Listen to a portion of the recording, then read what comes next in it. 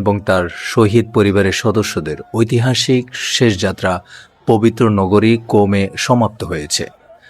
পবিত্র মরদেহসমূহ এখন হজরত সৈয়দ ফাতিমা মাসুমা আলাইহিসসালামের পবিত্র রওজার দিকে নিয়ে যাওয়া হচ্ছে।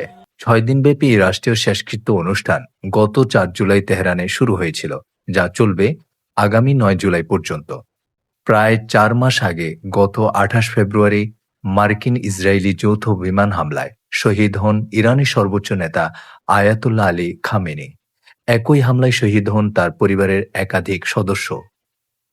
পরিকল্পনা অনুযায়ী কোমে অবস্থানের পর মরদেহসমূহ ইরাকের নাজাফ আন্তর্জাতিক বিমানবন্দরে স্থানান্তর করা হবে, যেখানে বুধবার একটি সরকারি অভ্যর্থনা অনুষ্ঠান অনুষ্ঠিত হবে।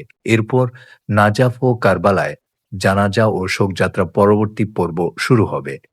ইমাম আলী আলাইহিসসালাম ও ইমাম হোসাইন আলাইহিসসালামের পবিত্র রওজা প্রাঙ্গণে। নাজাফ ও কারবালায় ইতিমধ্যেই ব্যাপক প্রস্তুতি সম্পন্ন করেছে। কোটি কোটি শোকাহত মানুষ এই ঐতিহাসিক শেষ যাত্রায় অংশ নিচ্ছে।